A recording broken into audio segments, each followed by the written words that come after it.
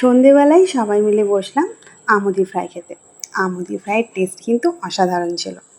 এই আমুদি মাছ আমরা মন্দারমণির লোকাল যে ফিশ মার্কেট ওখান থেকে কিনে এনেছিলাম কাঁচা।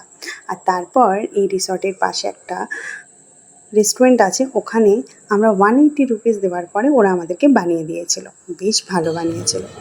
আমুদি ফ্রাই আর বাচ্চারা চাউমিন খেয়ে আমরা সবাই মিলে বেরিয়ে পড়লাম এখানকার মন্দারমণির লোকাল এক মার্কেটে শপিংয়ের জন্য। দীঘার মতো হয়তো অত দোকান নেই, বাট আপনারা যদি চান একটু শপিং করে নিতে তাহলে চলে আসতে পারেন, কারণ মন্দারমণি থেকে আবার দীঘা শপিং করতে যাওয়া অনেকটাই হেক্টিকের ব্যাপার। তো আমরা এখানে একটু লোকাল মার্কেটে ঘুরে নিলাম আর কিছু জিনিস কিনলাম, সবাই সবার পছন্দ মতো। তো তোমাদেরকে আমি কিন্তু পরে দেখাবো সেগুলো। তারপরে আমরা এখানেই গেলাম এক মন্দিরে।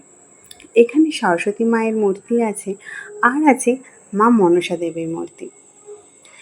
ভালোই হলো প্রথমবার মন্দারমণিতে এসে আমরা এই মন্দিরে এলাম। আগে মন্দারমণি এসেছি কিন্তু কখনো এই মন্দির দর্শনে আসিনি।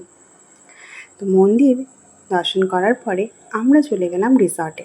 সন্ধেবেলার পরে এখানে এসে আমরা যখন বসলাম রাত্রেতে, বেশ ভালো লাগলো।